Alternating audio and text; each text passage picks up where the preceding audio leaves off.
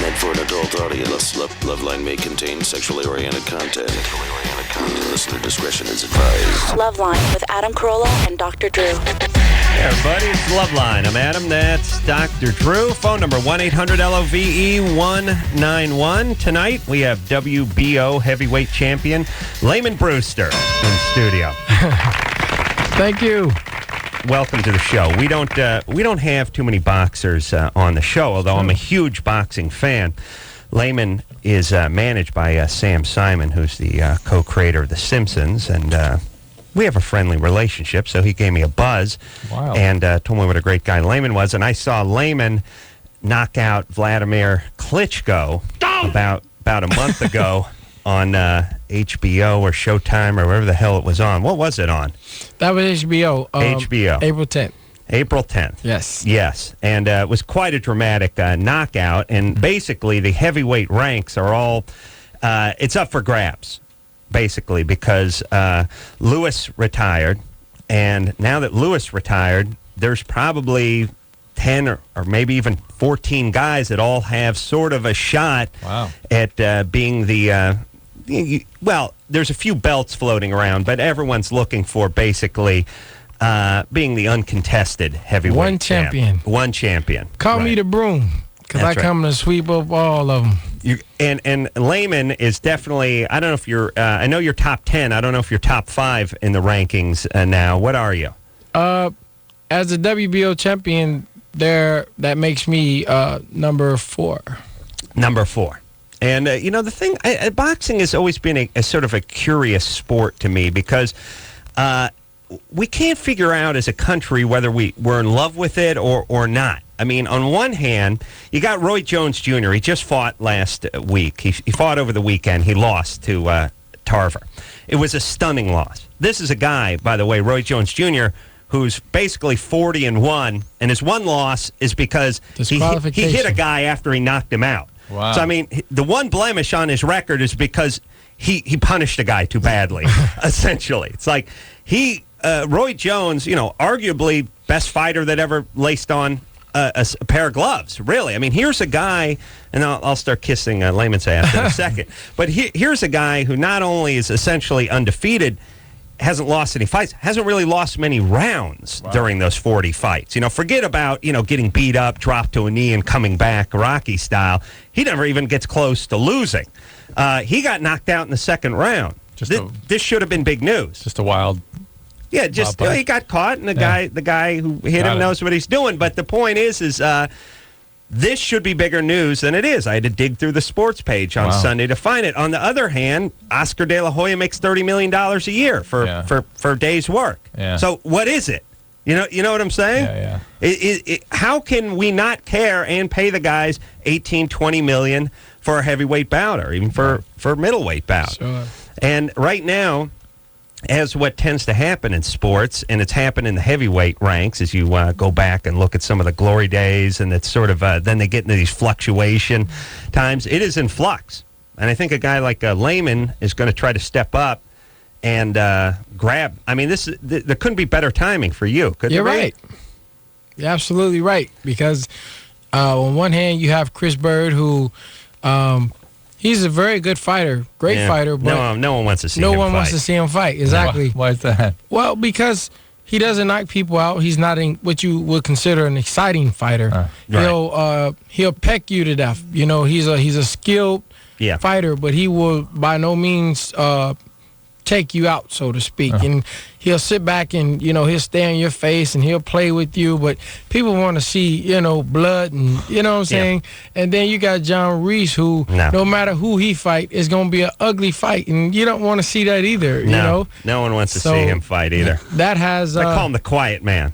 Yeah, the quiet man. He lets his fists not do his talking. Wow. Then you have Vitali. Boring. Vitali, now there's a guy people want to see fight. Yeah, it's interesting. Vitali is a tall gentleman, European style, but he's not American bred. You know what I'm saying? Yeah. I'm like the American bred fighter with, every time I fight, it's going to be a fight in terms of it's going to be at any point, I'm going to knock the guy out. You know what I'm saying? I'm going to make the fight. Well, Lamon was basically fighting Vitali's brother. Now, Vitali is a guy that just fought a couple weeks ago, the giant guy from Germany. And then he's got his twin brother, or his brother.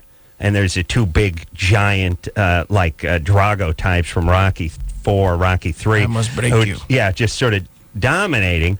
And so anyway, Lamon has, I watched his study the fight closely. He's fighting Vladimir, who was basically had a loss. I think I don't know what his record was, 40-1, 40-2, 40-1. I mean, the guy, not a bad record. And Lamon's eating jabs the whole fight. He's and this guy's coming at, this guy's in good shape, and he goes about 6'7", about 245, and less body fat than most skinny drug addicts. He's in tremendous shape. He's in good shape. Oh yeah, and he's throwing punches like a lightweight. He's throwing combinations. He's throwing jabs. Lamon's just eating jabs, combinations, but smooth. Sliding, ducking. That's what the black guys have, or the white guys. White guys a little stiff. No different than the dance floor. Well, here's what I'm saying. Black guy, white guy both hit the dance floor. What happens? White guy looks funny and then comes out drenched with sweat 20 minutes later and keels over in heat. Black guy's still out there. Hasn't even broken a sweat yet. You see what I'm saying? He's grooving. Smooth, fluid. All of a sudden. Now, 6th round, is it? Actually, it was the 4th round. It was, yes. No, yeah, it was 5th round. 4th round, it was the round he dropped me, and I got up off the canvas. Finally caught him, yeah. Yes, I went to work. But, it was really, as you said, just taking my time, putting pressure on this guy, hitting him with body shots, something that nobody had ever dared to even do with him. They always was trying to take him out by hitting him to the head. And so I hit him with body shots, and though I didn't throw as many punches as him, I threw effective shots. And so, you got to look at it, man. You can't go to a marathon and run a sprint. And that's what he did. He tried to run a sprint for 4 rounds, and he had 8 more rounds to go, and he drowned. Yeah, and I think at the end of the 5th, Lamon catches him with a big hook. Big hook, and wobbles him, and then he goes down, and he gets up, and he's got a lot of heart, the Klitschko, and then collapses in the heat. Fight ends, and Lamon takes the belt. Wow. Yeah, man. That's good times. All right, so here's another reason why you're here, Lamon. Here's the deal. If and when you do become the household name and you get in the millions of dollars and you got those rims that keep spinning even after the car stops, those rims, which silver, I argue... Silver. People on the East Coast probably have not seen these. These mostly, they're not in the Midwest. Yeah. Midwest, man, where I'm from, Indiana, I saw so many of those things. Did you really? Oh, Okay. man. All right. I'll take it first off, these rims that keep spinning. Yeah. They basically have the rim, and then they just have like a fan blade rim that just keeps going on its own. Much. But here's the thing. I'm driving my car, and one of these guys comes rolling up next to me going 70 on the freeway, and the rim is out of cadence for the wheel. Yeah. So it forces you to look at it and wonder if you're having some kind of mushroom flashback or what's going on. I could have easily driven off the road staring at the guy's rim. The next thing is, and this is controversial, but LAPD, they're quick to draw the gun and quick to go after the black man with the gun. I say that if he pulls over a black man and he's stopped in that SUV and he sees the rims turning, he may just pull out and start firing. Do you see what I'm saying, Lamon? Well, man, that's a good thing to think about. That's an angle. Yeah. I'm saying cop pulls a guy over, he comes walking up the car, he looks down, he sees rims turning, he just starts firing. Well, this is what I'm going to do. When I have my spinners on my truck, and they pull me over, that's right. I'm going to immediately roll down the window, stick both hands out the door. That's right. And just wait for the cop to come. No, just say licensed. Yeah. They're registered. These are registered. That's Drew and I actually figured out that we will actually, even if the officer asks us to get out of the car, we will keep our hands on the wheel. We'll pull the steering wheel off and climb out of the window. Leave our hands on the wheel and put our ass out the window. Stick our ass out and climb out of the car, still with our body inside of the hands car. on the You wheel. never let go of that wheel in L.A. You get pulled over. That's pretty smart, man. Yeah. I got to try that. Yeah. Because I get pulled over all the time. Do you? Oh, yeah. I'm in a valley, too. Oh, come on. Black man. Yeah. Nice truck. Oh, yeah. Drug dealer. I'll tell you, I don't claim to know what it's like to walk a mile in the black man's shoe, but I can tell you this. I don't get pulled over anymore. As a matter of fact, if I do, it's like, hey, man, show. And then we have a drag race, which I've done before. But when I used to drive crappy cars, I would get pulled over a lot. Mm-hmm. And I just realized that part of it is what kind of ride you're in. Now, if you're in a nice ride, then there's the other thing. There's what's that black guy doing in that expensive ride? He must have stolen it. For me, it's what's that white guy doing in that pile of crap? We better pull him over. Must be a drug dealer. Something happened. He's trying to be on the down low, you know? Yeah, crappy car. I'd say a fair amount of what's going to get you pulled over is what you're driving. Oh, yeah. They profile the car. Yeah. Yeah, a lot of it. Yeah. A lot Definitely. of it. Yeah, don't drive piles of S and stay away from the limousine tint. All right, let's talk to, Drew, didn't I just punch that? Sammy? Hello? You're 23? Yeah, hi, guys. What's up? What's happening? Hi. Wow. I'm so excited. Yeah. I just had a quick question for you. Mm-hmm. I was wondering, is it okay to be friends with your exes if you're in a current relationship? Well, women are much more evolved about this kind of thing. Women I have like to be a lot of boyfriends that get extremely jealous. And guys cannot handle this. And I think the basic, first of all, guys can't do this very well. Right. And if they know if the other guy's doing which part can't we do? Guys can't be friends with ex-girlfriends very well. And if the guy is being a good friend to an ex-girlfriend, the current boyfriend assumes he's up to something. Right. Yeah. But And the barrier to sex has been sort of broken down long ago. yeah. You know what I mean? The distance to the intercourse ain't quite so far anymore. It's like a shoulder that's been dislocated 3 or 4 times. It could pop out any time. Pretty easily. Easily pop out. Or pop in, whatever the case may be. The point is, once you've had, especially when someone's been a boyfriend or girlfriend, you've nailed them 700 or 800 times. What's 701? You know what I mean? And everyone knows there's there's that. So the barrier, the boundaries are sort of weak. Right. And then the other guy, the current boyfriend, is going to think, what's he up to? Why does he want to be a friend with ex? What's he up to? Yeah. But here's the thing. It puts a certain kind of stress on the relationship that most relationships don't need or can't handle. There's nothing wrong with it. That the current boyfriend is insecure, or am I doing something wrong? No, you're not doing anything wrong. He's not insecure. You're more evolved. What you're doing is fine, but most young males can't handle this. And I would take a look at your motives, because when a woman insists on being friends with an ex, even though it bothers her man, you may be looking to stir things up and rattle his cage. All right. Put yourself in his shoes. That's right. I do, and I understand the point, and I could see the jealousy factor, but I have been very good friends with this particular male for a good 10 years now. Oh. Was your boyfriend you were 11? No. We've been good friends for a long time. You were friends before you became boyfriend and girlfriend. Exactly, and we decided that we were not sexually compatible, and that we were just better off as friends. That's nice. What? What happened? Who decided that? Yeah. It just didn't mesh well. That's not a guy initiating that conversation. Yeah, that's you. That's you saying that. Yeah. Okay. What was the problem, Sammy?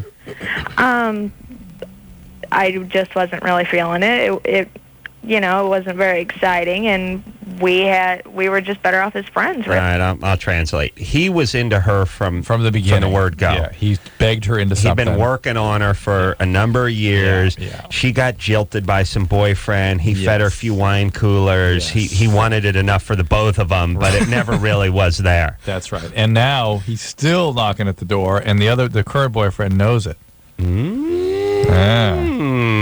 Talk to Sam. Case solved. I don't want to talk. It's just, look, everybody. There's nothing wrong with it, but if you scratch under the surface, you find motivations that could be. You got to make concessions when you're in a relationship, Layman. You're married? Yes. You got to do a fair amount of ass kissing and tongue biting. All the time. Just don't speak. There's a lot of times you just want to go. This is back to your bachelor party thing again. Yeah, I almost started. Don't start giving theories about bachelor parties and what should go on and what's sacred and don't. You'll just start getting in trouble. Just keep your mouth shut. Pretty much. That's right. And everyone needs to do that, including women on occasion. Eric? Yeah. You're 25? I am. What's up? Well, I've worked. Well, I've only had one sexual partner as my girlfriend that we broke up a year ago. We were together for a year. So I first started having sexual intercourse at about 23, 24. And I've been an athlete all my life. I've been in hot tubs and saunas and things along these lines for a very long time. And I have a problem with sustaining an erection. What do the hot tubs have to do with that? Well, you got to get it in the inlet. I don't know. I thought that it might, hot water and being. I've heard that a long time. Your testes and being above forget that. temperature. You think your sack's like some sort of boiler pouch? Just boiled it like the noodles when you get the ramen and the beef bowl. Please, Eric, why did you wait so long to have sex? 23. Partly religious, partly. Okay. Are you kind of freaked out about sex? Are you nervous about it? Not really. No. Did you take steroids at any time? No. No? No. Lamon, you ever been on the juice? Nah, man. Not that kind of juice. Woman juice. And Well, hold on a second. There's a reason why he waited. Well, you wait till 23. He's all up in his head. Yeah, he said he's religious, relating, but he's not freaked out. He said he's not nervous about it. Yeah, but tell that to his honker. How long? Psychological, dog. What do you mean you have trouble sustaining an erection? You mean as soon as intercourse starts, you lose it? No, I can get it and I can finish it, but it's too quick. Too fast to finish. Well, you waited 23 years. What do you think? Yeah, you got a lot of living to do. Yeah, you got to work this out. Yeah. You ever heard practice make perfect? Especially Eric, just before you go out. Eric, you need one woman. Do you have a woman? Not anymore. We broke up about a couple of months ago. All right, I'm going to give you this speech, which I give about once a month to the lads, which is you got to find that one person you work it out with. That's that person.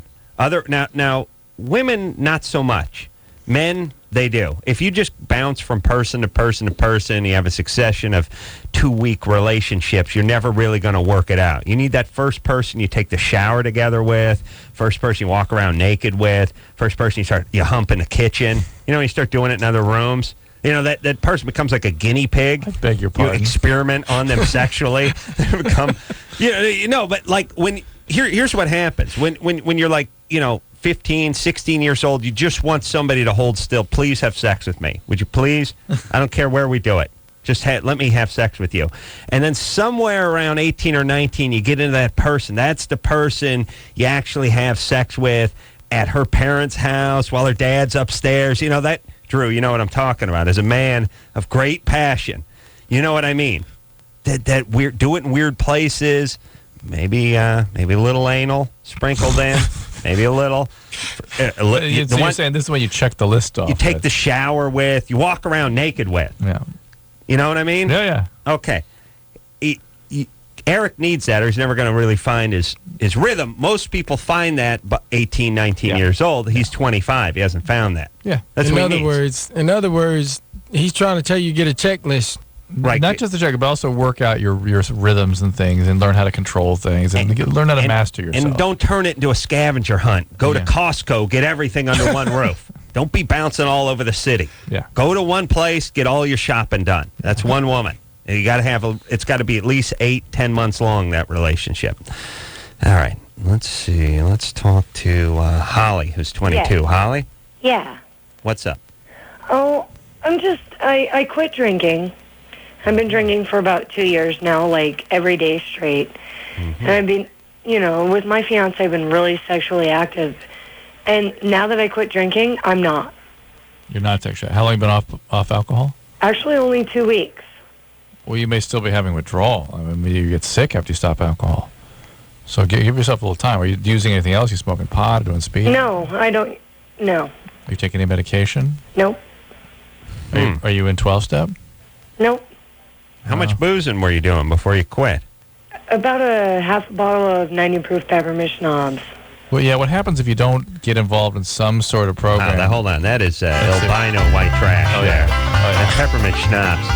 Half a quart, you say? Half a bottle. Half a what? Fifth? I don't know. The big bottle. Big bottle. Half gallon? Peppermint. The jug. I Peppermint schnapps, yeah. Something to blow in after. Had the 3 X's on it. Yeah, and then she would play it with the band after that. Pull a cork with her teeth, spit it at her goat, which was tied up to the sofa. Tighten up that rope belt. Yeah. No, chugging away. I just don't understand why I'm not like so much sexually active. I mean, Hey, Holly, stop, relax. Here's the deal. It takes about 1 week to withdraw from alcohol. You were having withdrawal. No doubt you didn't feel good during that week. It can last a couple weeks beyond that you can have persistent symptomatology. God knows your pulse is up, your blood pressure will be up. People get very depressed and very anxious. Their sleep is disturbed. And if, in fact, you don't replace the alcohol with something. I've done it with coffee and caffeine. Why don't you try exercise? Totally different phenomenon, i.e. And a 12-step. exercise, because I have to hitchhike back and forth to work. And I live in the mountains, so it's a pretty long walk. You live, and when she says live in the mountains, she means in the mountain. She lives in a cave that's probably up Topanga Canyon or something. Like, I'm picturing her living She's in the Rockies. Oh, she's calling from Denver. Yeah. Oh, I'm picturing her living inside the mountain. Like grizzly bears or something like. Yeah, coming out, checking her traps, cooking rabbit, wearing skins. Here's that the was deal. bad. All right. If you don't replace it with something, Holly, you will start to get very depressed and very anxious. And I do suggest you look but at it. I'm not. Well, let me ask you a question about hitchhiking to work, by the way. What kind of work? Yeah. I'm sorry, what? What kind of work do you do? I'm actually a dog groomer. Lesbian? I'm sorry, what? Are you lesbian? No, I've had my bisexual experiences, and I'm actually not allowed to have them anymore. Not allowed. My fiance. Okay, because you can't get your grooming license unless you've gone down at least 8 chicks. They're all lesbian. It's right there. It's the same. I don't know what it is about people working with pets and groomings and dogs and stuff. All crazy lesbos. All right, so, No, I'm not. And Holly, why can't your fiance give you a ride to work? Because he works Truck. nights. By the Drives time a I truck. have to leave, he's not home. Okay, and you can't break down and get a moped or something for $300? Bike? A bike? Get that No, because exercise it's a in? pretty far drive from Conifer to Floyd Hill and I-70. Well, now of course. Why did you say I used to so? make the Floyd Hill to Connery run on 70 almost 5 times a week, and I could do it in about 18 minutes. Here's the deal. That was on a Vespa. Of course, that Holly- was back in the 70s. Holly's a victim. She's looking to get victimized again. And No, I'm not a victim. Put your thumb out and see what happens. And by the way, here's the thing about hitchhiking. You may show up at work 2 hours early. You may be 2 hours late. You may be found in a drainage ditch. That's right. I mean, how do you keep a job where you're hitchhiking where you never know if someone's going to even pick you up or not? Because my boss doesn't care when I get to work. Oh, okay. She's a lesbian? No, she's not. She's She's bisexual. actually a very, very nice, pretty lady that's a single mother. Okay. Yeah, ask her about that. All right, so Holly, you're off the booze. That's good. You're doing the exercise. That's good. But how about the 12? And how's she going to get to the 12-step They'll pick program? her up. They'll pick her Oh, up. they'll pick you up. Just call AA. They'll come get you. How about going I'm to being AA? put on Antabuse here soon. Yeah, Antabuse. If you want to drink, Holly, you're just not going to take your Antabuse. So that's ridiculous. Well, no, I have to go to an alcohol evaluation place to take my Antabuse. Every day. Yeah, well, Yeah. 3 times a week. Yeah, and if you don't want to drink, you won't go. If you want to drink, you just won't go. And that's All right. it's Antabuse. Get involved with the Antabuse is program. not the treatment. Antabuse is a level of structure that helps you contain impulses, Oh. but it doesn't do anything for your disease. Let me tell you the thing about being poor. You burn so many calories just being poor. You know what I mean? Just the programs, the waiting in line. I grew up this way, going to free clinics and sitting there for 5 hours for nothing, Always transportation, always a big thing. Who's going to give you a ride? Who's going to pick you up? You can never do anything on your schedule. It's always about, well, you can come with me, but you're going to have to wait while I go do this.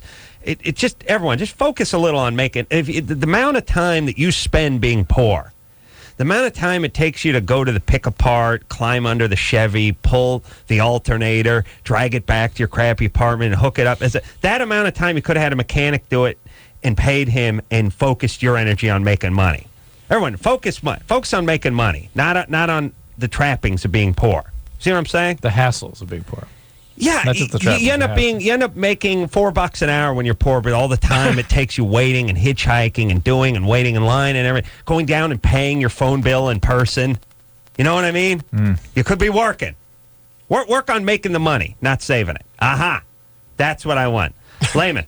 Yes, sir. You got to work on making it, not saving it. Yes, sir. You start acting like a poor person, you stop making money. You see what I'm saying? Yeah, man. You lose Get the a hunger. hand in now. Break it down. All right. You got to have the eye of the tiger, buddy. I'm hungry. You go in that ring, and there's no man on the planet that can beat you. You understand? Never. All right, now punch Drew as hard as you can right in his face. Let's get ready to roll. Lamon Brewster's here, WBO heavyweight champion of the world. We'll take a quick break, and we'll be right back. Hello, this is your radio. LoveLine will be right back.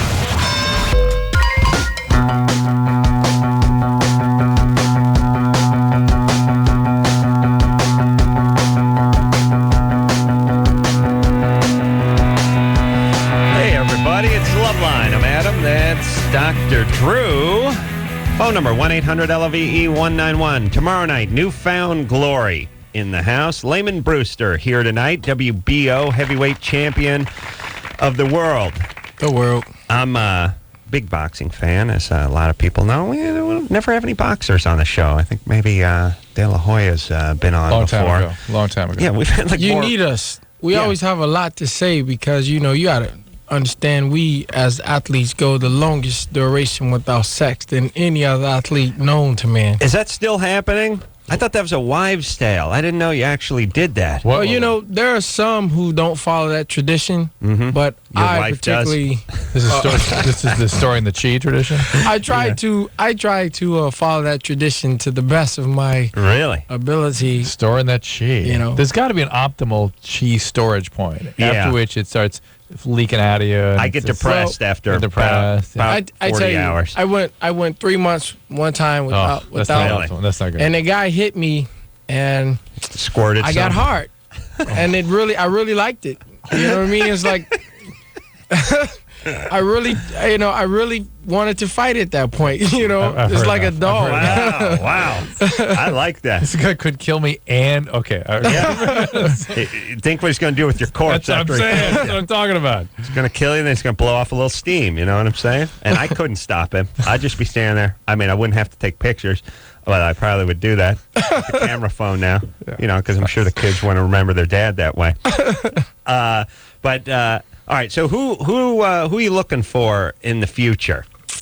Man, I'm looking for anybody who's willing to get in the ring with me. Well, what are people talking about? I mean, something over the summer. Don King's your promoter, right? Yes, he is. And I don't know where. I know all the heavyweights. I don't know what's happened to like a David Tua. I'm not sure what Manager he's up problems. to. Manager problems. But there's a guy that everyone's happy is locked up named Ika Beabuchi. Oh yeah, great fighter. Who was scariest guy around. Who great fighter. Ended up being such a great fighter. He used to warm up on his old lady or something, and got thrown in the joint. And I don't know what the story is, but this is basically, Drew, this is like taking one of the scarier guys and throwing him in the joint and not having to deal with him, which is a good thing. Yeah. Not that Lamon couldn't have handled the guy, no question, but still, He was a tough guy. He'd have been a great fight for Lamon Brewster.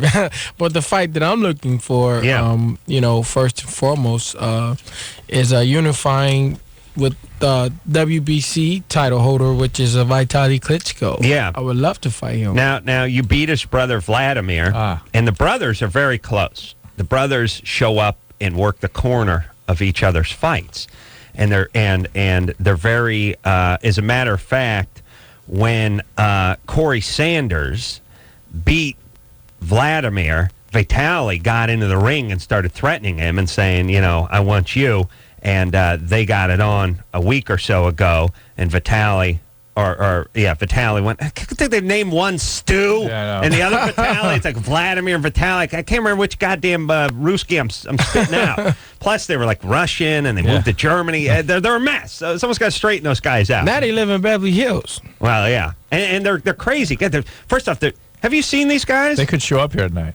Drew, have you seen? No. I hope so. How could you miss the Klitschko brothers? Oh, Drew, there's a cutout of one of them in the hallway. Can I go look? Go get one. Where? Go down. Where? You know where the video machines are? Your beloved video machines? Yes. Go all the way down there. He's the guy that we cut out. Yes, I've seen him. Yeah, he's the 6'8" guy in the boxing trunks, the big white guy with the. Yeah. You seen that? Yeah, he looks like old time boxer. That's him. Go get that thing. I want to see what Lamon would do to it. Because I may sock that thing myself. Because that's good warm up. We already did something to him. Oh, did you? Yeah, well, we did something to the poster board. Oh, you did something to the poster? Yeah, just a little something. So if he come, we'll just, you'll see. Well, you got his brother, and he's got to be looking for revenge, just like he's looking for revenge of the only other guy to beat his brother, which was Corey Sanders. So it makes sense that Lamon Brewster and Vitaly Klitschko get in the ring. Yeah, it makes a lot of sense, man, especially the fact that he lives in Beverly Hills. You know how long I've been trying to move in Beverly Hills? He moved here from Germany. Well, let me see. I'll do the math. How old are you? I'm 30. 30? Yes. I would say 30 years you've been wanting to get to Beverly Hills. I've been shooting the ground trying to find oil. But let me say this, playing devil's advocate here. He's a huge man. Yes. So was his brother. Mm-hmm. He's about a half inch or an inch taller than his brother. Mm-hmm. Seems to have a little more heart and a little more punch than his brother. You ever seen a tree fall in the forest by a little bitty guy? Yeah. There's drawing. Oh, yeah. Yeah. I'm not an umpire. I just call it like I see it. I'm a big queer who's scared of Lamon Brewster is what it says. Oh, look at he drew him up. Those are fighting words. Oh, yeah. He should definitely want to fight me. Yeah. Knee pads. Yeah. Put knee pads on. Oh, put knee pads on him, too. What a disgrace that is. Napping time is over. All right, well, listen, Vitaly, if you're driving around in your Bentley and you're in the Beverly Hills area and you want to swing by and, have a little, you know what, call it? The Brawl in the Hall. Yeah. Lamon Brewster and Vitaly Klitschko getting it on right here at the K-Rock Hall. And Dr. Drew will be soiling himself, cowering in the corner. And all right, let's get back to the phones and speak to Stacy. Lamon drew the lips and the eyelashes. No, she really soiled beautiful, just beautiful. I thought you. He made him beautiful. He made him into a woman. There's no doubt about it. Oh boy, Stacy, kind of cute. Yeah. 18. Yes. What's up? My boyfriend broke up with me 4 weeks ago, but we've still been sleeping together. No. And I still have feelings for him, but it just seems like it's Did he initiate the breakup? Yeah. Okay, it is just about sex for him. Guys, he'll keep having sex with you until you've in the grave. Well, maybe a number of weeks after you've been in the grave. Absolutely. The guys will do that. That does not mean there's any feeling attached to it. I know it's hard for you to understand, but that's... No, I mean, women are like... Women, here's the problem with everybody and everything. Everyone looks at things through their eyes. Yes, how could he feel that way? If I were doing this, I would... A woman thinks, if I broke up with a guy, I would never want to have sex with him unless I had feelings for him. Right. Or if he had such strong feelings for me and he's still having sex, he must have something there. No. Right. Could be absolutely nothing. Could be even less than nothing now. Yeah. I always think about, like, in the animal kingdom, when the bear mauls you to death or the shark eats you, they're not even mad at you. No. They're just sort of mistaken. Then you might be thinking, as you're being eaten, well, how could he do this to me? I'm not even trying. They're like, it doesn't matter. He's thinking about something else. He thinks differently than you. Right. That's what it is. That's right. He doesn't think. He doesn't think. That's the point. Right. The bear mauls, the boyfriend humps. Different planets, man. Humping machine. Just That's total right. different planets. That's right. And you're trying to understand us by sort of taking your mindset and inscribing it or grafting it onto us is never going to work. And vice versa, by the way. Yes, Drew? I was listening to some primatologist talk today. Primatologist? Studies, an anthropologist that studies... Where were you listening to a primatologist? All kinds of crazy lectures and stuff. Stop doing that. But I was going insane. Start watching TV so you know what I'm talking about. I was going insane listening to them once again. Doesn't know the Klitschko brothers because he's too busy hanging out with primatologists. This person was waxing on about how dare we have these sort of ideas about the male primate being bigger physically and aggressive and the female... Really? It's like we created the animal kingdom, right? Social norms, yeah, through our biases. Like what? Right? What? Right? Yeah, we gave the guys the testosterone and the big muscle somehow because of social mores. They're not different though. They're not different. That doesn't mean they're different. This is a different body. Drew, I want to talk. This guy's got something wrong with his penis. So I put that up there. Yeah, but do we want to talk to him? When's the way guys sure still having? Oh, we talk to him. Mom had breast and ovarian cancer. Oh no, having sex since 13. All right, let's talk to the guy with the cracked penis. Thank you, Mark. Yes. You're 23. Yep. You have a little chafing on your penis. On the head. Mm-hmm. How long you had that for? Too long. As long as I can remember, probably for the last 2 or 3 years, it comes and goes. Really? How long does it last? Ironic with the copious amounts of Lubriderm he's been spreading on his shaft for the last 4 years. Very much to the point. It could be an allergic type reaction. Really? Yeah. Yeah. With whatever you're using or hitting it with, whatever. What are you doing? What are you? No, the thing is that, like, I'll go an extended period of time, as in like a week or so, without masturbating, and it'll still come back. Really? Like, I've really cut back, and I've tried to tend to it by using, like, various creams and or like what Vaseline. creams? What creams? God, I haven't used one in a while, actually, but before... I don't buy it. I do. No, it's legit. It's 100% legit. All right. Yeah, I buy it. Yeah. No, that's right. Yeah. If you'd said 150%, I wouldn't have believed you. But it's like, he went to 100. He didn't go. Why not? It's like, hey, who? Okay, I haven't used cream on in a while. Typically now it's been Vaseline for the past probably. Yeah, that won't do it. That's not gonna do. How about How about a little vitamin E, Drew? How about a dermatologist? You have a skin disorder. This is probably an allergic reaction. You can get psoriasis of the penis. You can get eczema of the penis. You can get all kinds of lovely stuff. Yeah. Allergic dermatitis, contact dermatitis. Yes. And this is probably a contact dermatitis, and it needs some cortisone cream to clear up. Okay, so like I feel like the underside of the head isn't like the other side that rubs against my underwear. Like the underside is fine, and it looks like it did 10 years ago. Okay, so that's all the more evidence of a contact dermatitis. It looks as young as it did 10 years ago. Adam, did you catch that? Wow, it's nice. What's that harp music? I remember when I cotton or penis. Elastic or something. How can you be allergic to cotton? Well, it wouldn't be the cotton. It'd be the elastic or something. I remember when my penis was in its 20s. True. So full of life, the hopes, the dreams. Now it's a beaten, forgotten man. Beaten, certainly. Well, the constant physical abuse it's taken over the years. It's really taken its toll. Like a fighter that didn't know when to hang it up. Now it's Trevor. That would be a vendor. Punch confused. Drunk, right? Disoriented, a mess. I've seen it. A mess. Yeah, can barely string together a sentence. Yeah, pulls to one side, slurred speech. Yeah, it's a disaster. Yeah, what about Holyfield? Is that it for him? No, he wants to fight again, man, and it's just sad because this man made so much money and he was such an inspiration to others. But I guess when you have that many kids, you have to keep fighting. Yeah. How many kids? Evander's, first off, Evander is a man of Jesus, by the way, who has maybe 9 kids with 14 different women.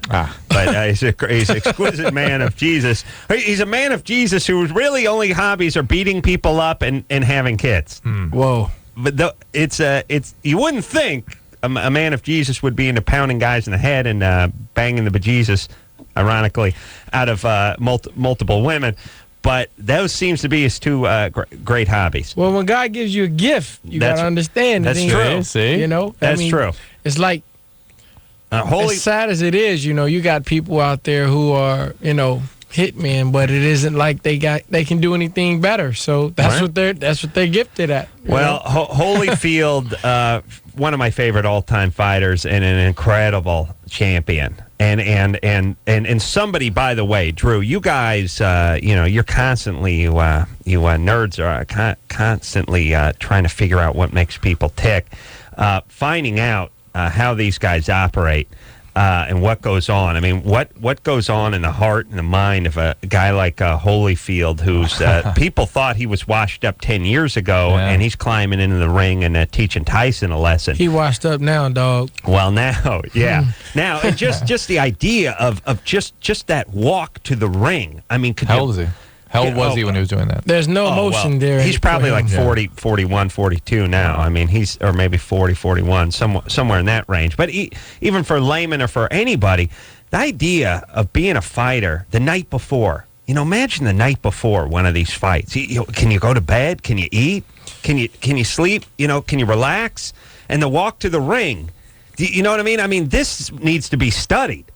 Yeah, something, I'm glad you asked that, because I can tell you from my own personal experience, when you've done 100% everything you can do to get ready for that particular fight, within that night you will sleep and you will walk to the ring and be confident and very focused.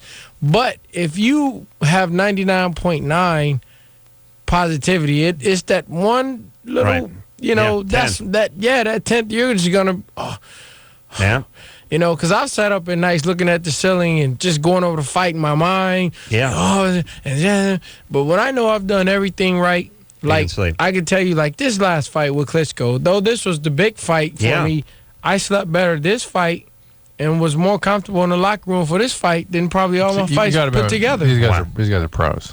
You know what I mean? No, I know, but all right. We gotta take a break. Drew, once in a while, Drew's got a point. When he's right, he's right. I know, but the idea of walking into that ring with those people around and the hype and they're the weight illusions. And the whole thing, idea that you're getting to the venue 3-4 hours the best early. Part. They don't exist. Well, that's why the crowd does not exist. You need to study this. That's why they don't exist. Saying they're pros. That's. Please, Drew, do your work. It's like if you're thinking about all the millions of. All right. We got to take a break. Just study Lamon during the break. Would you? Lamon Brewster here, WBO heavyweight champ of the world. What's that? Latex gloves. Oh yeah, use a glove. Lube up and study. Take a quick break. We'll be right back after this. Dude, you got issues. Call LoveLine. 1-800-LOVE-191. Hey everybody, it's Adam. And I'm Dr. Drew. Here to talk about Axe deodorant body spray. Yes, sir. You spray that on, you give stink the Axe. LoveLine. LoveLine. With Adam Carolla and Dr. Drew. 1105 Alternative. San Francisco.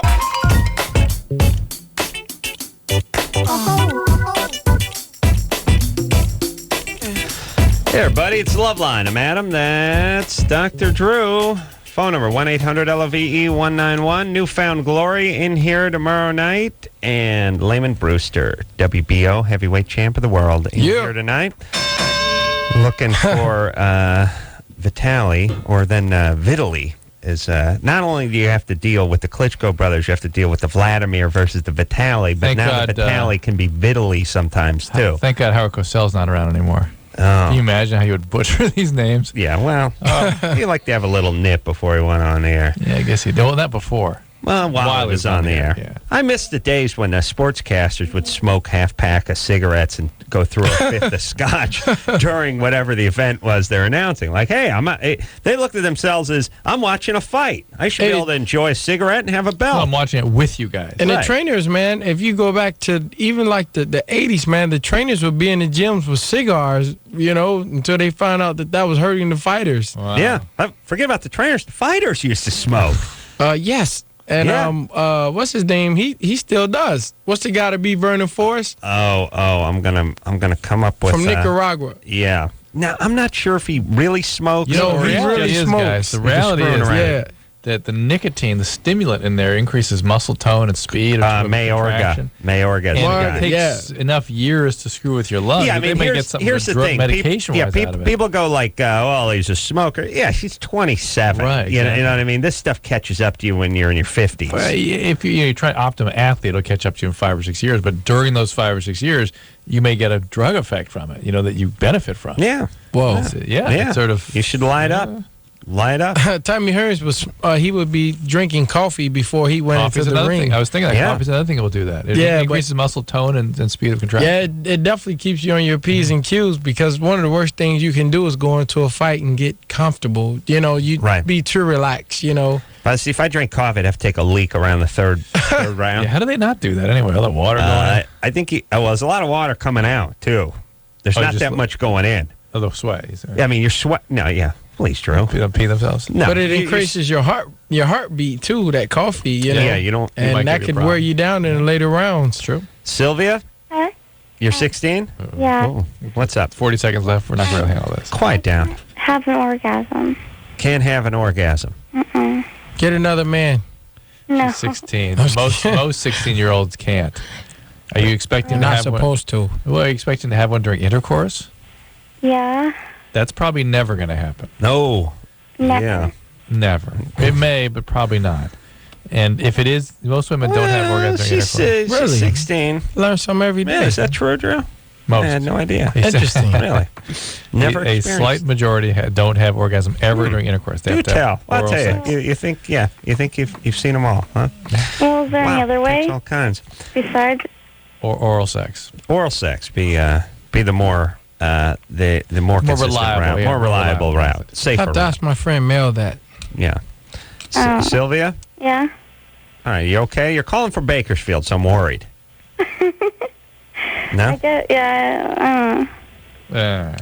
All right. Slow it down. Slow down. All you 16-year-olds, slow down. If you're from Bakersfield, really. 5 more years. No, better yet, freeze yourself. Yeah. You're from Bakersfield. Hopefully you'll thaw yourself out, and it'll be some utopia. Yeah. 20 years from now. 2 million. We'll take a quick break. We'll be right back.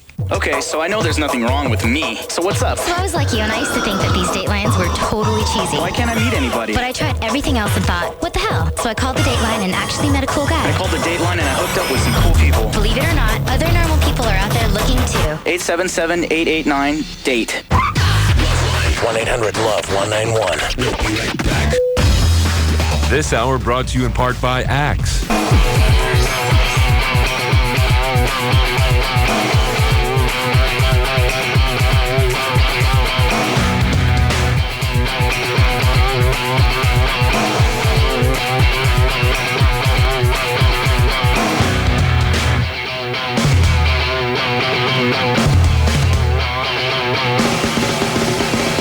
Hey, everybody, it's LoveLine. I'm Adam. That's Dr. Drew. Phone number 1-800-LOVE-191. Lamon Brewster here tonight, WBO heavyweight champion of the world.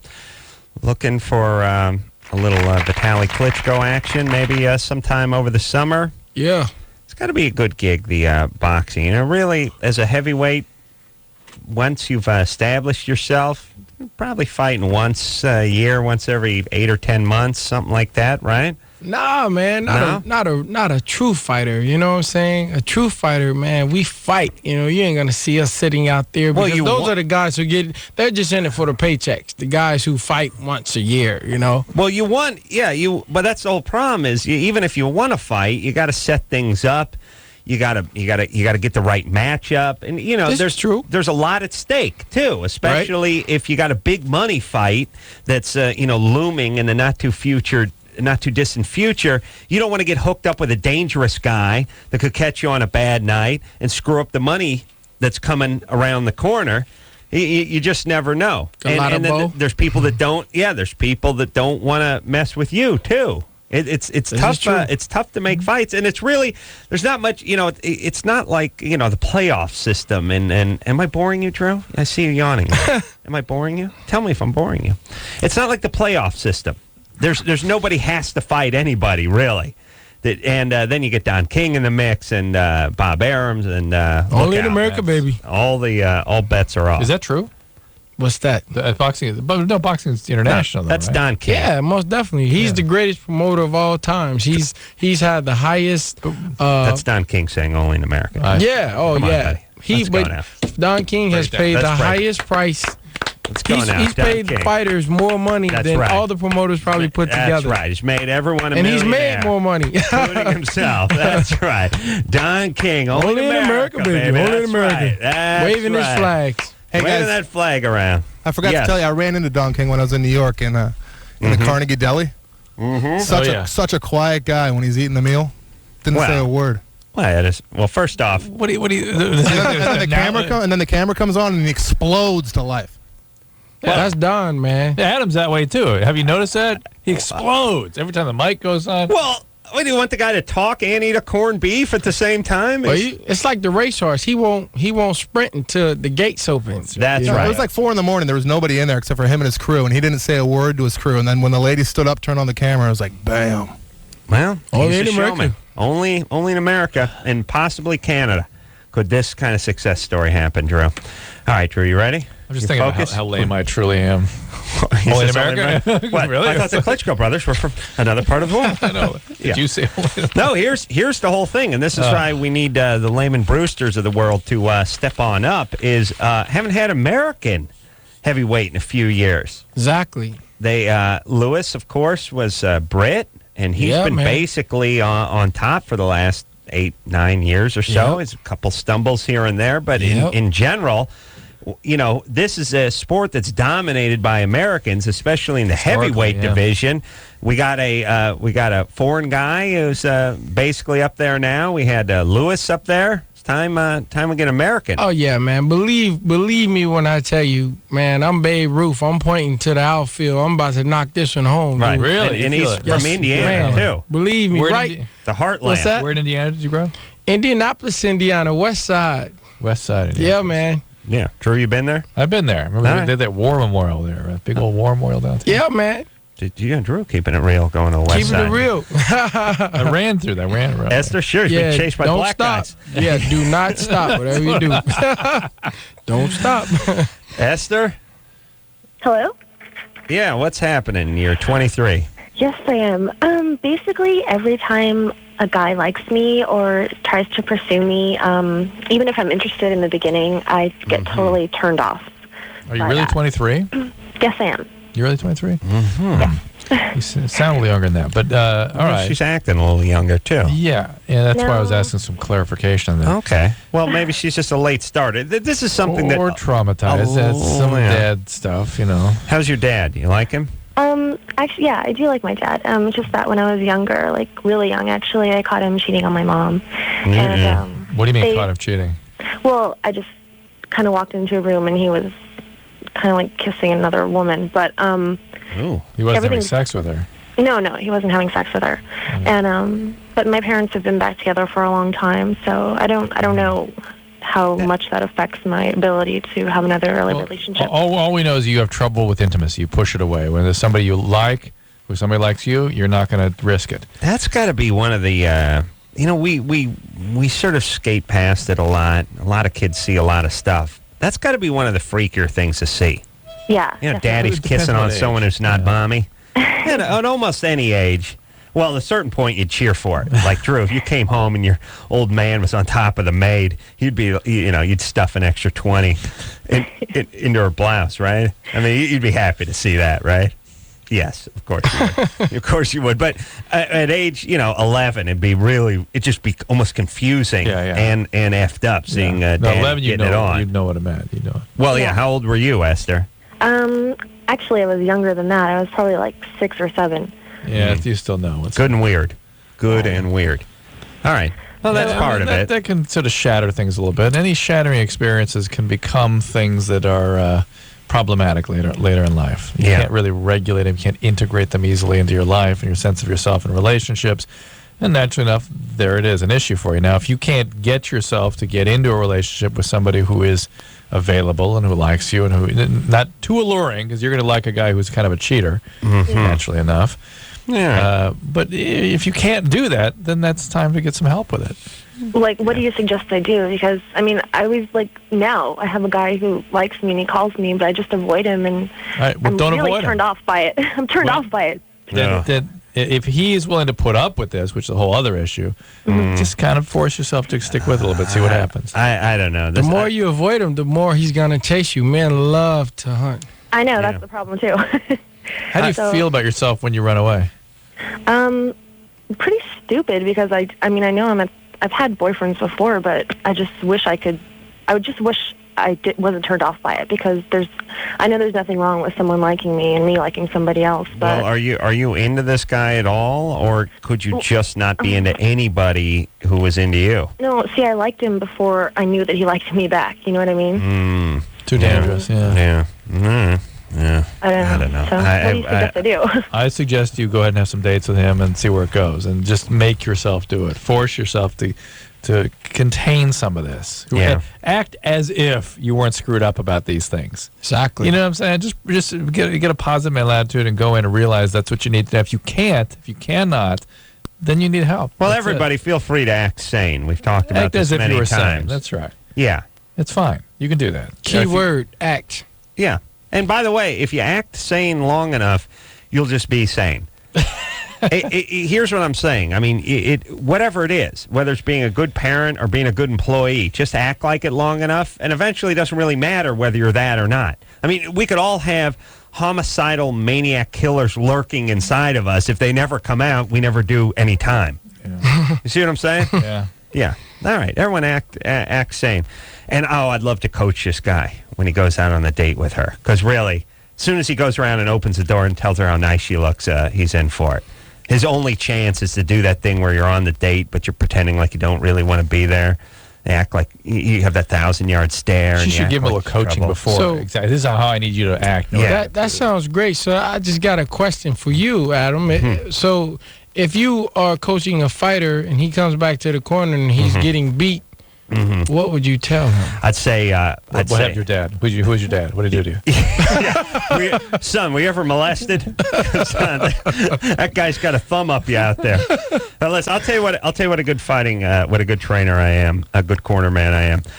I trained one guy, Jimmy Kimmel, to fight in a fight that got me on the radio. Been fighting the fight of life ever since. And look where it's gotten him. No. Oh. I sent him out for the second round with no mouthpiece. That's a common mistake in boxing. It is. It's not, because sometimes you could be so overwhelmed. Well, I was more bored. And I wanted to punish him. And you know, the thing that was funny is, well, no, here's what happened. He was wearing one of those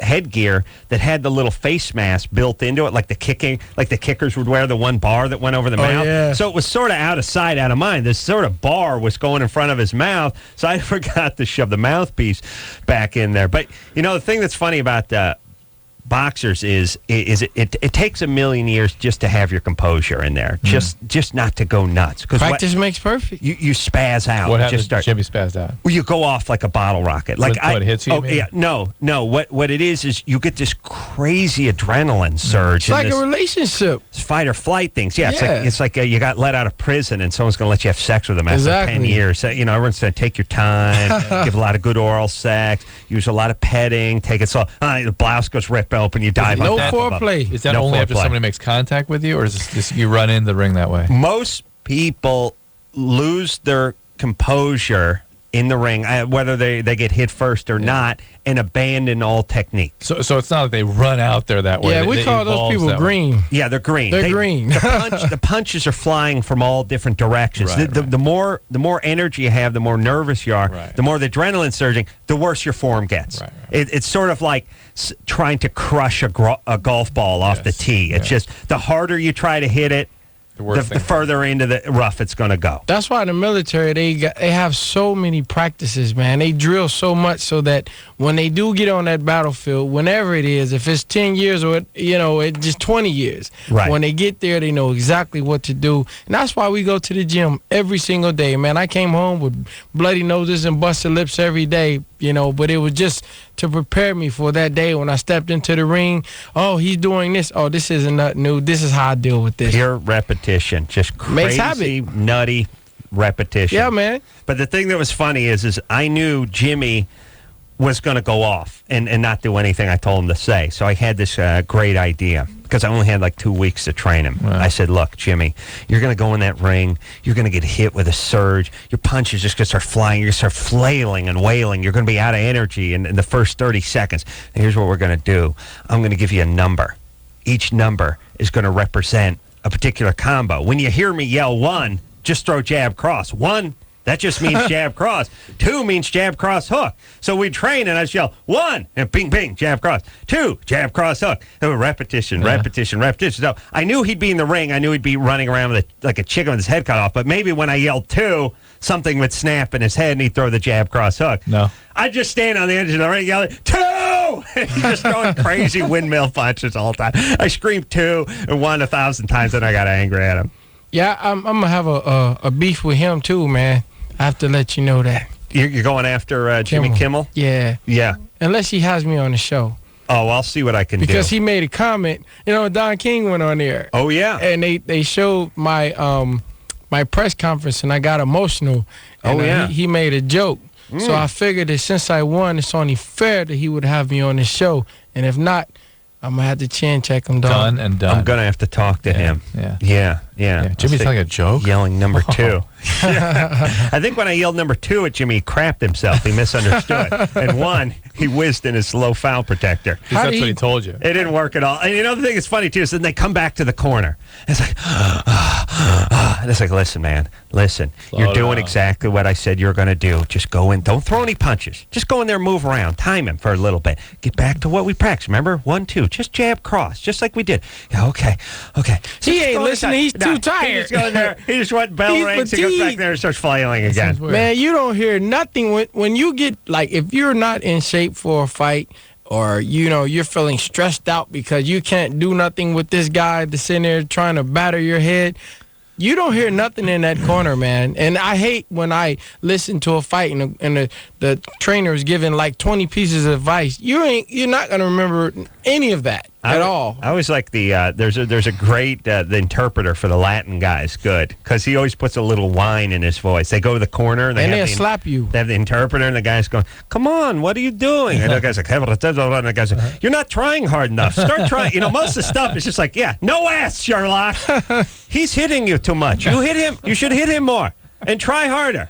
And no, come on. Remember what we practiced. It's like you think all sorts of crazy, beautiful words of pearls of wisdom are being dispatched in the car. Most of it just start trying harder, start doing what we talked about. Come on. I was reading something about Phil Jackson last week where by the time it's a fourth of a second left, and what's he going to say? Right. Get the ball in, take a shot. He goes, "Yeah, you guys know what to do. You get here's what I suggest. Here's your options. You guys figure out what to do." Yeah. Throw the ball high, see if Shaq can knock it next time you're working a fighter's corner, I got a little advice for you. If they're out of it and you cannot get them to respond to what you're telling them, take the coldest water you can find. Just like shake it while he's in the fight. So when he come back to the corner, and just pull his pants back and just dump it. Dump it down the trunks? Oh, man, he will come too. He will salute you, and everybody. Wake you up. Oh, yeah, he'll be woke. It's like that 7-Up commercial. Should have done that to Kimmel. Liam? Hey. You're 19? That's right. What's up? Well, thanks to both you guys for having this show. You guys are helping a lot of kids. Thanks. Lamon, long live the fighters. Thank you. Drew, I've got a question about cocaine. Yeah. I'm wondering how long it stays in your system. Kind of depends on what you do. For the most part, people are out in about 12 hours. But it's been reported up to 36 or so. I mean, as far as, like, getting tested. Yeah. I mean, if you're doing a urine test, up to 36. It's out of your system faster than weed. Yeah, it's usually it can be out as soon as 4. Wow. It's usually pretty much out in 12 It's a more powerful drug than it depends on much people can do an awful lot of it to take a while to metabolize. Yeah. Wow. But it's usually like about 8 to 12 hours. I learn something every day. Yeah. I don't know. We could do an 8-ball, and you could be tested by the commission tomorrow and probably be fine. I'm actually working on some home saliva and urine drug kits that maybe towards the end of the summer might be coming out. I'm imagining that under the Mr. Narco label. But I'm imagining. Come on, dude. Don't be a narc. But I'm imagining people are going to use it for this kind of thing. So decide, okay, I finally passed my test. Now let's go in. Well, what are you using? Or what are you using it for? I mean, so parents can see if their kids have a problem. Yeah. Drew. What? That's narking. You're the man. I'm the man. I am the man. You're narking out the kids. So how does it work? Do we have to lift a sample from these kids? No, they'd have to volitionally give it. But now why? Why not, hey, Bobby, how about another Otter Pop? Give me that back. Give me that back. You suck. Give it back. Oh, the saliva. Yeah. Yeah, I don't know if you could do it off a utensil or something. That's an interesting question. Yeah. I'm still learning about this stuff, what the options are and stuff. What the hell? I'll have more to follow. I'm just going to tell my kid I have drug testing equipment. Frankly, that's going to be a lot of it. Just stick it on the refrigerator. Go ahead. You may be drug tested when you come home from school this evening. When I decide this, I'm going to pull this off the refrigerator. Just wake them up in the middle of the night, random drug test. Absolutely. No, just be, it's all we have. It's the only test we have. It's the only one. What do you mean? There's no way to tell whether somebody's doing drugs objectively, other than. Well, you'll know. I'll know because I'm around so much of that stuff. But yeah, I mean, I do so much. No, this is the only way you can objectively document whether somebody's doing drugs. Wow. It's urine and saliva. How about having a drug sniffing dog as a pet? You know what I mean? Right? He's a pet. He's a good dog, but you also run him through the kid's room once a week. That'll be my next product. I'll get on that. I'm just saying that the drug sniffing dogs need a home too. You know, it's not that they got to stay in the kennel. I'm going to work on this. Your drug sniffing dog? I'm thinking neighborhood drug sniffing dogs. Oh, new neighborhood watch. Every neighborhood should have one. Yeah. Right, just run him through the house. Just send him out. Oh, see what house he goes to. Yeah. Smart. All right. Drew, I'm serious. If there was just a box that said drug testing kit and it said with nothing in it. Multiple drug testing kit. No, all you got to do is get one of those small cereal boxes, the variety pack, and then just put a little white tape over it and use a stencil. Do something with the computer. Print it out, stick a label on, So drug I want testing my kit. puss looking out at it. And picture Drew in a cop outfit with his arms folded, stand next to it. And then once a week, I just take the cotton swabs. Like, okay, kid, here we go. Yeah. Let's take a little. So it's every Friday we do this. And I go back and I just give him a clean. You never do drugs. You couldn't do drugs. Not on Thursday. I don't know. You got some rebellious kids out there. But just out of spite. Every once in a while, tell them we got a false positive. Did you eat a poppy seed bagel or something? What's up, Junior? We're going to bring you in for further evaluation. Yeah, kid, just be scared. Well, I mean, we do that we have a thermometer. He'd have an eating disorder and go gay on you, but he wouldn't do drugs. We have thermometers. What the hell? And the runaway rate will go up. We have thermometers. Yeah, we don't sneak it. We have thermometers, but we don't. The kid got to get sick first before we put it in his ass, right? Don't put the swab in the mouth if you don't suspect anything. All right. All right. Oh, Drew, you're going to give your kids an eating disorder. Don't get too weird on them. Don't get nutty on them. Okay. You know what I'm saying? Uncle Adam's coming to test him. Yeah, just come on. Cut him a little slack. Yeah. They'll get weird on you. Liam? Yeah. Oh, yeah, we already talked to you. All right, thanks a lot. Yeah, don't do drugs. I'm trying real hard to get off them, man. Okay, get some help. The cocaine is not something people stop on their own. Well, I've got some good help. I'm doing really good. You do an 8-ball every 2 weeks? When I was really using, yeah. Right now I'm slipping about once every 2 or 4 months. When you go to, you smoke it? I'm sorry? Do you smoke it when you go to binge? No, I was snorting it. Okay. Don't give up, man. Take a little Vicodin tonight. Take some codeine. Smoke a little heroin. Drew, please. We're not in a break. Oh. Drew had plans for after the show. I thought we went to break. Well, I've got the best help in the world, but thank you guys. Great. All right. Praying for you. Take care. It easy. All right. Everyone who, and by the way, you think everyone's smoking it. They're snorting it these days, Drew. Yeah, because it's so cheap. There's people that are buying it. People I see are all smoking. All smoking. Really? Wow. You talking about relatives and family? You're talking about at work? The patients. And the patients. Wow. Okay.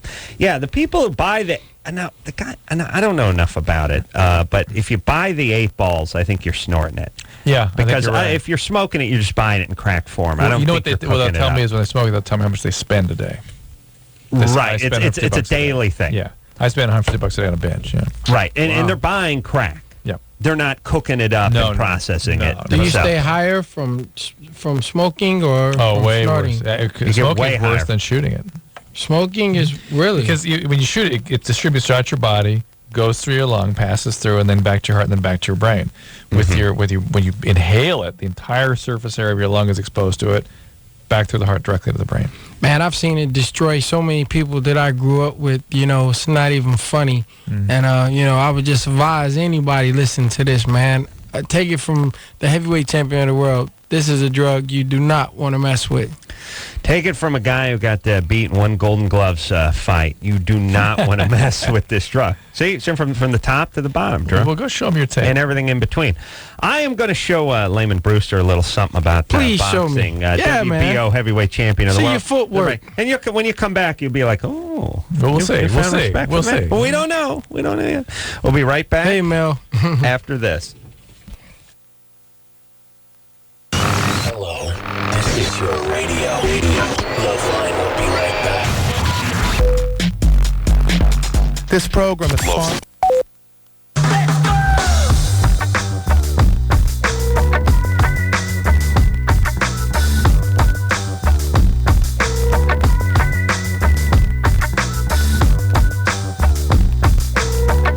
everybody. It's LoveLine. I'm Adam. That's Dr. Drew. Newfound Glory in here tomorrow night. Lamon Brewster in here tonight. WBO heavyweight champion of the world. Looking for a little Klitschko action. And what now? He beat... That's Klitschko. Behind us, yeah. It's big man. This is which one? That's Vladimir. No, that's Vitaly. Yes. Vitaly, who was being called Vitaly for a while, and now further They said it wasn't confusing marketable people. in the United States, so they're going back to Vitaly. Oh, I see. Vitaly. It's about actual size. We got a big cardboard cutout of him. He's a large. He's a lot of man. Yeah, he should play basketball, really. Yeah. Yeah. He should, but he's probably making more money in the heavyweight ranks. Now, has there been talk about a rematch with you and Vladimir, Vitaly's younger brother? Well, maybe after his 6-month suspension. Oh, is he really? Is he going to get suspended? No, he's suspended. Oh, he is. Now there was discussion about something being put on his gloves or causing there's a foul play afoot. Perhaps. In your Perhaps. fight. In your fight. Yes. Yeah, man. He made a claim that someone poisoned him, but only thing I can tell you is watch the tape. Pow. That's the only poison I know, the left hook to the chin. I mean, if he's really genuinely making those kinds of claims, that means a nutty guy. Man, let me tell you, the state of Nevada, which is the greatest boxing commission in the world, they would have been the first to pick up on this. The blood test, we have to pee in a cup before and after the fight. Really? And they also drew his blood at the hospital once that he was driven to after the fight. So well, the thing is the guy is a huge man. He's sore loser. He's 6'7", 245, 250 pounds, and the big guys that cannot. They become like NFL linemen, and that you can't go both ways and run up and down the field all day long. The body that size. Now the 130-pound guys, they can punch like these guys are like little ferrets running on a wheel. You know what I mean? I mean these little hamsters running on a train. They can just punch and punch and punch. Never stops. The big guys cannot do that. Vladimir tried to do that to Lamon's head for about 5 rounds. And wore himself to point of exhaustion. And Lamon caught him with a couple of big hooks and finally chopped that tree down. Yeah, man. It's really impossible for a guy that height. You take his heart. That means his heart has to work overtime to push blood to his feet and to his head at the same time. And at the rate he was throwing punches, man, knew he wouldn't last. That's why I say we take him to the deep water and drown him. Right. We get them drunk and then we mug them. But here's how you take them to the deep water. You get socked in the head by a guy who's 6'8", 245 pounds. Well, let me tell you something. A guy usually, if you look at fights, right? If you look at a small guy, his shoulders are snapping when he's throwing punches. Mm-hmm. If you look at most big guys, they don't know how to properly throw punches, so they throw them from the arm. It's not from the hip. It don't start in the foot. Like Mike Tyson was a great devastating puncher because he knew how to punch. Right. Whereas these big guys, they throw arm punches. Like Vladimir, he was throwing a lot of arm punches. You didn't see his hips, snapping, his waist turning. You just saw his arms, So, naturally, he punched himself out. It's true. And bigger guys don't have to use their. It's like used to always remind me of guy. You ever see Darryl Strawberry hit a home run? Yeah. Just take that beanpole body of his and snap those hips, and that bat speed would just whip. And here's a guy whose arms are skinny, who's a skinny guy. Pow! Exactly. 450-foot shot. Tommy Hearns used to be that way. Yeah. This guy's literally... You know how to turn the thumb down, man. Makes a big difference. Literally 6'2", 155 pounds. I mean, you think about guys who you mean, you don't think about these guys' weights. Think about a guy who's 6'2". You see, guy 6'2" is 170 pounds. You're talking about a skinny, pretty slender guy. Talking about like 154 and 6'2". All right, now that guy throwing some power. Wow. That's all hip. The end of that... To get caught at the end of that punch, man, is probably equivalent to getting hit by Barry Bonds. That's right. Really? Yeah. Well, Blair. Maybe. Blair. True, really. Heard he thought it was only heavyweights were in the United States. And come on, Drew, folks, now. Let's get a hand in. Let's break it down, Drew. Let's go now. Let's go, Lamon. Let's focus on the show now. We got to help Blair now. Hey, Come on, gentlemen, Blair. that helmet is not a chair. Let's go now. Break it down. Grab a knee. For so long, and been wanting to call in.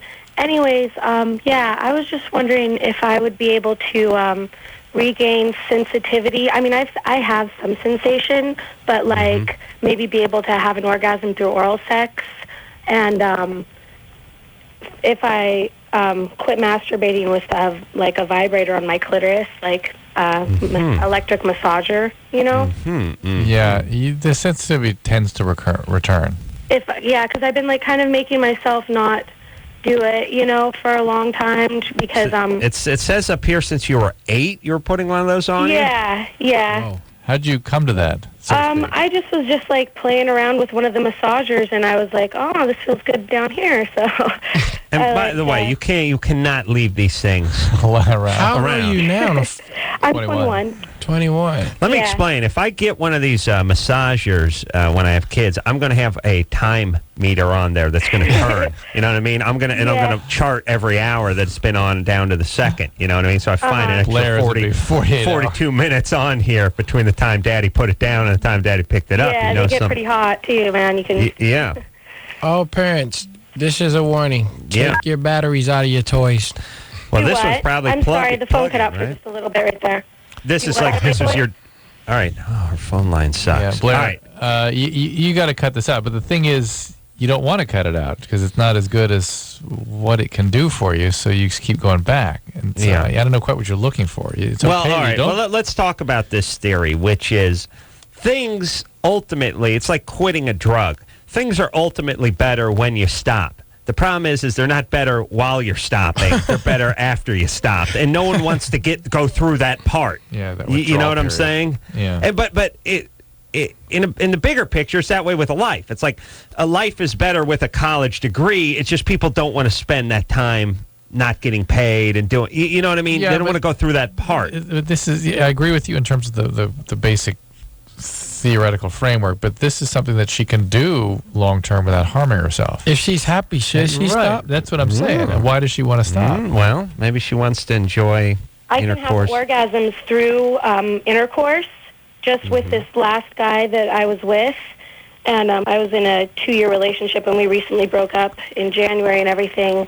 But we still have sex, which I slept with like 5 guys since we broke up.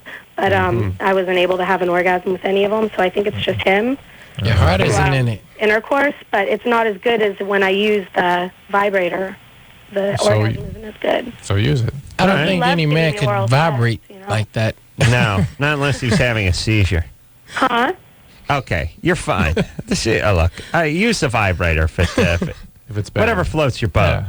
You don't have to stop. I guess your thing is she wants to stop long enough that she gets sensitivity to be able to have an orgasm with oral sex. Okay, you can do that. Right. You may have to wait a few months. Lower your I don't know if you'll make it. All right. And what you're aiming for ain't quite what you're getting now, too. You know what I mean? It's not. Right. Yeah. All right. Find a guy and fall in love. Yeah. Yeah. And like I said, parents, keep those vibrators. I'm going to vet it. You got the drug test. I'm going to do a vibrator test too. Vice McGrath or something. Now, how would this work? Well, it's going to be a probe because there's no way to work around it. There'll be a universal probe, work for the ladies and for the gents. Oh, wow. What would it look like? Well, it's going to be a vibrator. That's right. It's going to rate because I will argue that up to 48 hours after the vibrator's removed, there's still microscopic movement going on in the vagina. You see, there's still movement that's been going on. This will measure that movement. And I'm going to work some of the guys over Caltech about it, a lot of guys, and we'll use a Richter scale type approach to it. Like, if you got like a 7.5, that's off the charts. If you're only registering like a 2 and change, that'd just be a tremor. So how do you get this approved? Do you do some kind of experiments? We do like testing. At Harvard. We do testing on college kids. No, we do testing Lamon's saying on hobos. He wants to be part of the whole testing. Part of the clinical study. Yeah. To be an investigator. Well, I'll tell you what. Oh, I can't say it in front of him, but there will be one part of the study. We'll just have the probe with a piece of yarn tied on it to a thing with a graph. It's really just checks. And right, it's just be the control. Just an ohm meter for checking battery voltage on cars. Be the control group. Yeah, because we'll need a control group. All right. True. So maybe we'll package that with the drug test. Because it's really the same group. You know what I'm saying? Yeah. Doing an 8-ball, and then it's right to Daddy's vibrator. And then we'll have a little porn on the computer sort of monitor of some type. Yeah. We'll have them all locked up. Yeah, it'll be great. Jennifer, Yeah? you're 16. Yeah. What's happening? Okay. I'm going out with my boyfriend for like 6 months now, and like I don't know. I don't do it purposely, but I cheated on him like I don't know, not that many times. Just like 6 times. Oh, not them. Oh, 6 times. Wow. Who could complain about that? 6. Well, let's evaluate. What do you consider a lot? Yeah. Well, let me ask you this. Did you have sex with guys 6 different times? Yeah. Oh, that's bad. Oh, really? And are these 6 different guys, or is this an old boyfriend? Different guys. Were you using protection? Like with like Condom? 3 of them. You nasty. Wow. Don't say that. You are. Well, No, I'm not. I feel like a whore already. No, you don't have to feel that way. You just protect yourself. Well, let's evaluate what you said. You didn't mean to, or you couldn't help yourself. What was it? What do you mean by that? It's like you get caught up in the moment. I don't know. Like, I don't do it like... Do you like to live? Do you like life? I don't know. Like... Who's that yelling in the background? My grandma. Oh, really? Oh, by the way, it's bad sign when you're living with grandma. You know. Yeah, my mom just kicked me. Wow. Why are you living with grandma? Chris knew his grandma, too, Mom somehow. kicked me out. Well, he's living with his grandma. Well, your mom kicked you out because you're out of control. Yeah, supposedly. Yeah, not supposedly. She was quite right. Like, you can't. Yeah, you you're can't even. 16. You're 16. You're trying. You claim to love your boyfriend. You want to have a I relationship, do. and yet you can't contain your impulses to the It's point where you not- cheated on him not Like, once. I don't know. but I don't do it on purpose. Like, I think... Wait. Stop there. Stop. All right, hold on. Let's take Who did it then? Who all right, does it? Let's take a break. Yeah. All right. Oh, we'll sort her out after the break. Right. Jennifer, we're gonna take a quick break. No cheating between now and our coming back. Yeah. Maybe a little oral, but no intercourse No, in by all between means. the next 4 or 5 minutes, all right? Okay. All right, so hang on. Lamon Brewster's here tonight, WBO heavyweight champ of the world. We'll take a quick break, and then we're going to break Jennifer down and build her back up. Yeah? Get a hand in, break it down. Yeah! After this commercial. All right, guys. Bottom line, here's the deal. Looking to hook up? Sick of wasting time with the wrong person? One call's all you need to make. Call the Dateline. The Dateline. 877-889-DATE. LoveLine with Adam Carolla and Dr. Drew. 1-800-LOVE-191. We'll be right back. This hour brought to you in part by ACT. Go.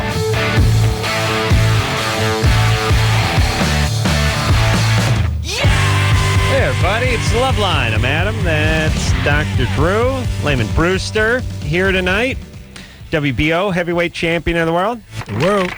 Showing him a little of my stuff during the break. What do you think? You got skills, man. I can't wait to beat the crap out of him? Yeah, well, you made me say yes. No, what I would like is for you to get into the ring with me and let me work on my eye and hand coordination on defending myself from your punches. Sure. Your mighty blows. You never know when a spindly, Brillo-headed, nasally guy from the valley's going to come gunning for you, Drew. And when that happens, you got to be ready. And the only way to be ready is to stay ready. You cannot get ready. You got to be ready and stay ready. Got it. Well, if you can hold yourself, if you can hold your own with the heavyweight champion of the world, man, you can walk I want around with pictures your of that. chest. Oh, this would be cool. Yeah, I would. I'd love to television get in cameras and there. move around with Lamon. It'd be my pleasure. Just because I'd have to make them. There's a lot of paperwork we'd have to sign off before I got into the ring. But then, Drew, wouldn't it be funny if he just turned me into a drooling vegetable? And it'd be like, wow. I'd be like, hey, it's LoveLine. Hey, God, that would be so funny, Adam. Drew would have to carry the show, and then we'd be over. In 4 You know weeks. what James Toney did? Well, I won't say he did that, but he broke Mickey Rourke's cheekbone. Oh, really? Yeah. James lights out Tony, Drew. Mickey got off a good shot on him, and then James, out of just reaction, just came right back with a shot. Boom. That's the whole thing. Broke- Yeah, it's like playing with your friend's pit bulls. Great dog, everything's friend. It's all great, and then the dog spazzes on you. Speaking of pit bulls. That's right. I got a little. Well, Drew, why don't you? There's an organization that Lamon and his manager are involved with or in, which come and neuter your dog.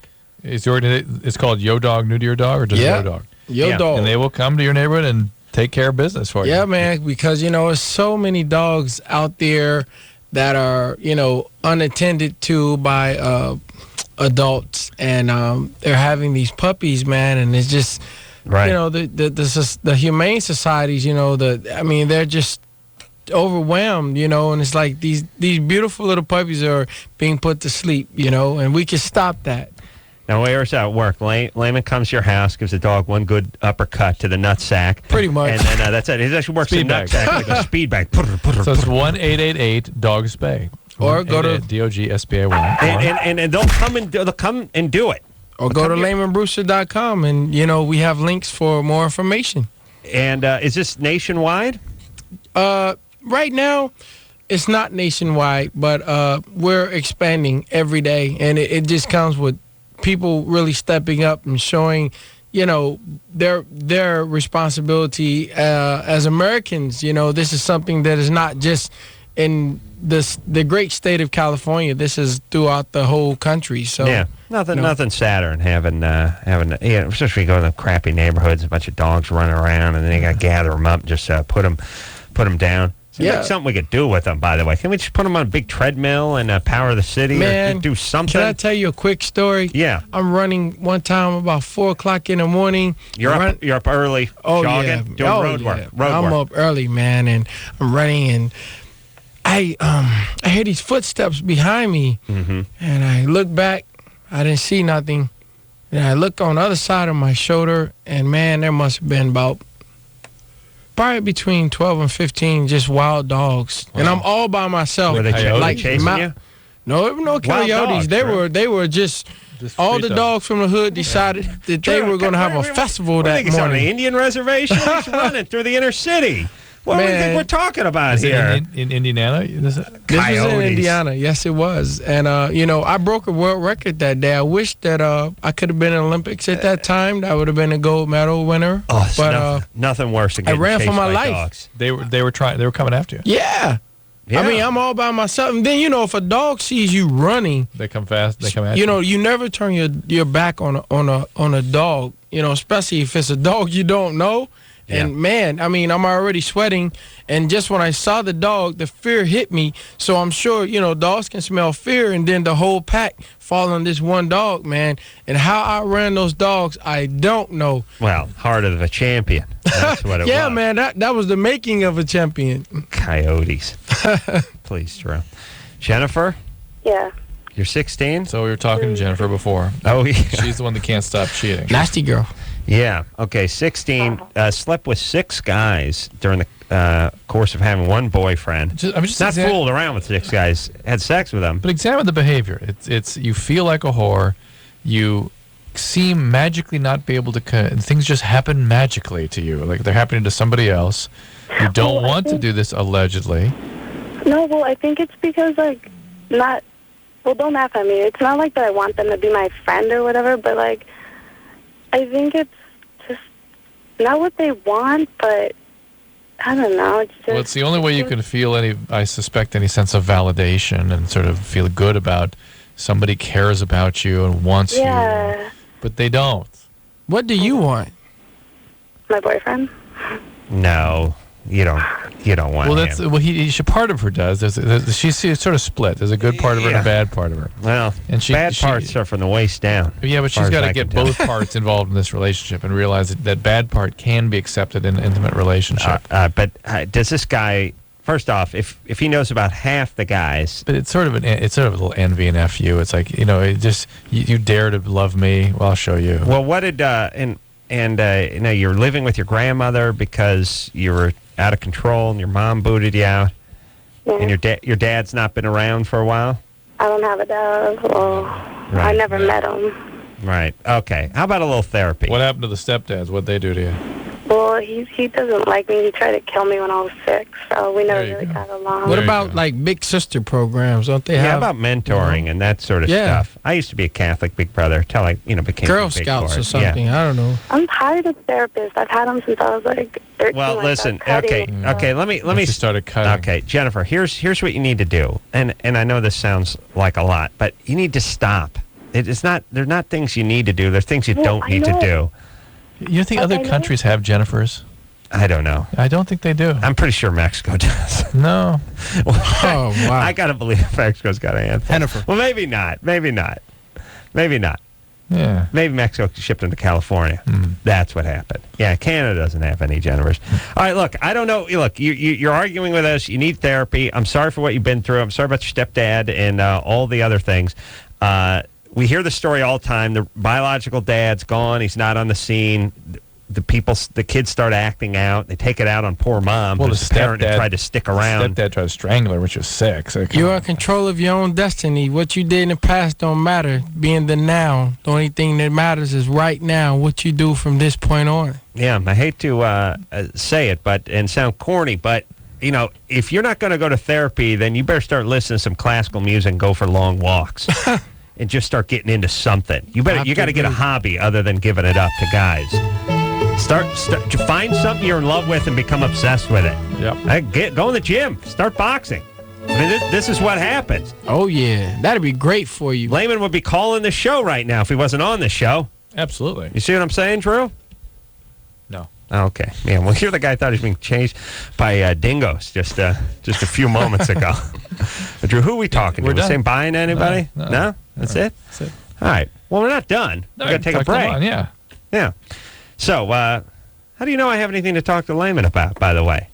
And what do you think of, trying to think. Who do you want? Just tell us who you're next. Who would you like, besides if you can't get Klitschko? If I can't get Klitschko. Who would you like? To tell you the truth, I'm a true fighter, so it ain't nobody out there. I want everybody. I want any man who's willing to get in the ring with me. Not all at once. Hey, if the money's right, I will fight you too. He wants Corolla next. He wants Corolla. Corolla don't want Brewster. That's the problem. All right, let's take a little break. I'll share some more mad skills during the break, and we'll be right back after this. LoveLine with Adam Carolla and Dr. Drew. 1-800-LOVE-191. We'll be right back.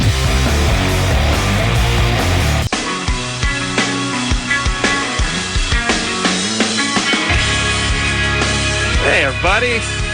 Well, that's the show. I want to thank Lamon Brewster for coming in here. God bless you, Lamon. Man, thank you for having me. It was such a pleasure. I learned so much today. WBO, heavyweight champ of the world. Much success to you, and here's all we ask is that when you do become the undisputed champ, you don't forget us. You come back. No, you're going to be my sparring partner. That's right. I told Lamon we're going to move around a little bit. He just can't hit me.